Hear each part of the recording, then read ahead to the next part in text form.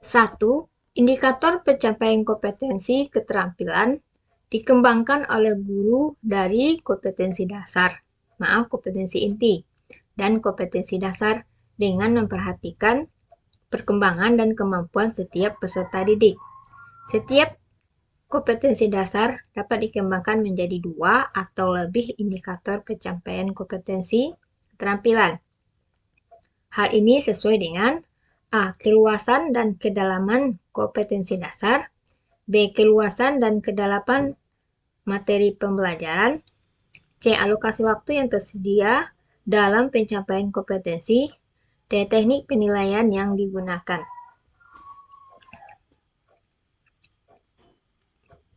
Jawaban A. Keluasan dan kedalaman kompetensi dasar.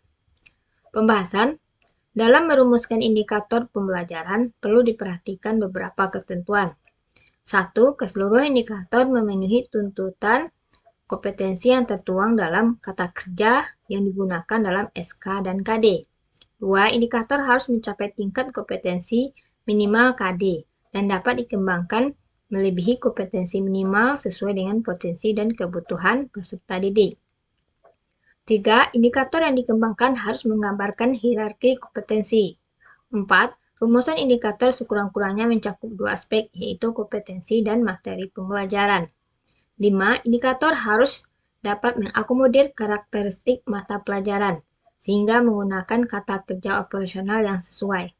6. Rumusan indikator dapat dikembangkan menjadi beberapa indikator penilaian, yang mencakup ranah kognitif, afektif, dan psikomotor. 2. Mengolah informasi yang sudah dikumpulkan. Menganalisis data dalam bentuk membuat kategori merupakan deskripsi kegiatan dari langkah pembelajaran. A. Mengkomunikasikan, B. Menalar, C. Mengumpulkan informasi atau mencoba, D. Menanya.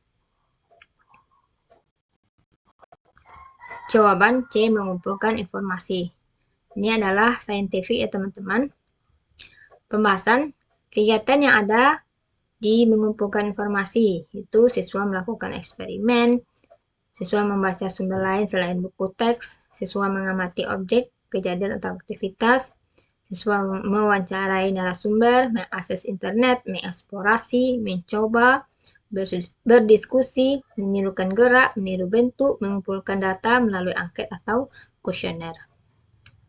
4. Langkah-langkah yang pertama dalam pemilihan bahan ajar adalah A. Mengidentifikasi jenis materi bahan ajar, B. Memilih sumber bahan ajar, C. Mengidentifikasi KI dan KD, D. Kelengkapan bahan ajar.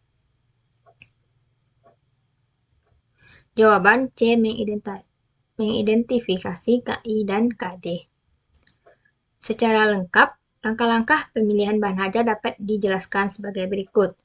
1. Mengidentifikasi aspek-aspek yang terdapat dalam standar kompetensi dan kompetensi dasar.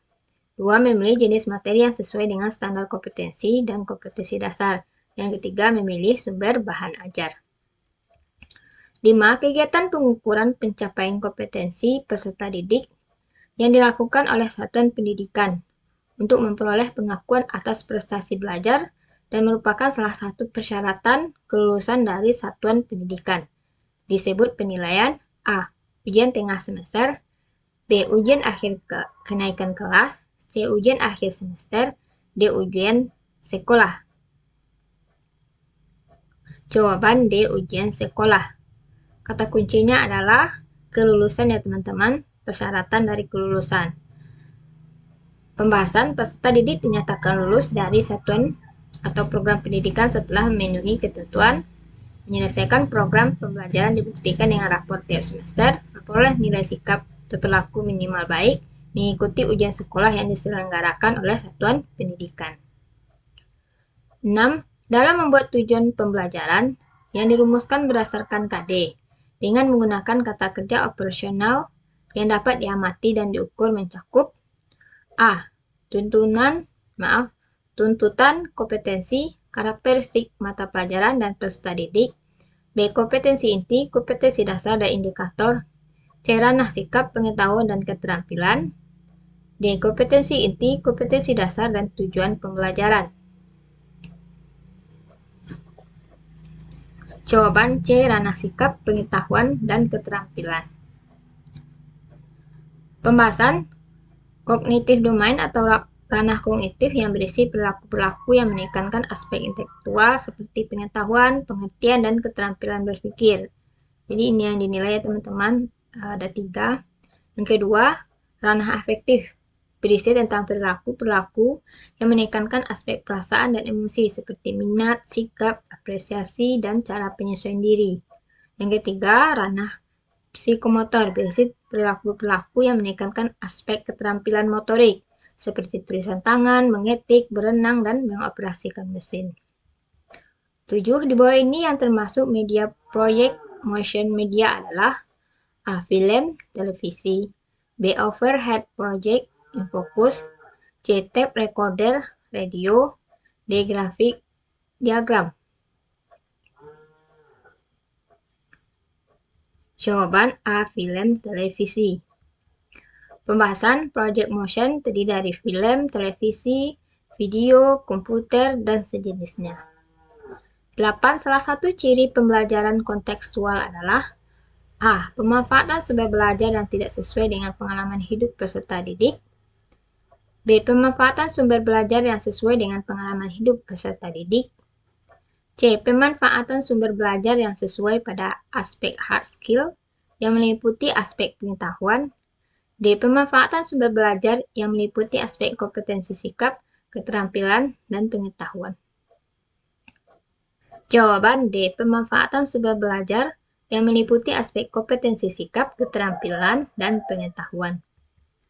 Pembahasan ciri-ciri pembelajaran kontekstual, antara lain, adanya kerjasama antar semua pihak, menekankan pentingnya pemecahan masalah, bermuara pada keragaman konteks kehidupan siswa yang berbeda-beda, saling menunjang, menyenangkan, tidak membosankan, belajar dengan bergairah, pembelajaran terintegrasi, menggunakan berbagai sumber, siswa aktif, sharing dengan teman, siswa kritis, guru kreatif, dinding kelas dan lorong penuh dengan hasil karya siswa, peta-peta, gambar-gambar, artikel lainnya, dan sebagainya.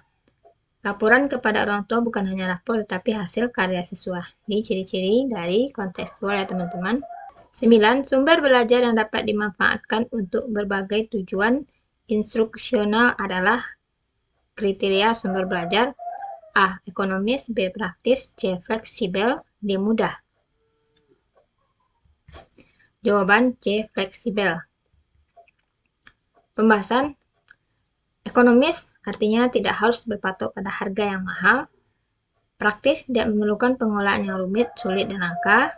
Mudah, dekat, dan tersedia di sekitar lingkungan. Fleksibel artinya dapat dimanfaatkan untuk berbagai tujuan instruksional. Sesuai dengan tujuan, mendukung proses dan mencapai tujuan belajar, dapat membangkitkan motivasi dan minat belajar siswa. Dalam soal, dapat dimanfaatkan untuk berbagai tujuan instruksional. Jadi jawabannya C ya teman-teman. Demikian untuk part 12. Jika teman-teman ingin membaca modul materi mengenai pedagogik,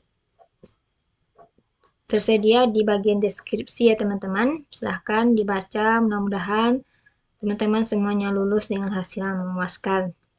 Assalamualaikum warahmatullahi wabarakatuh.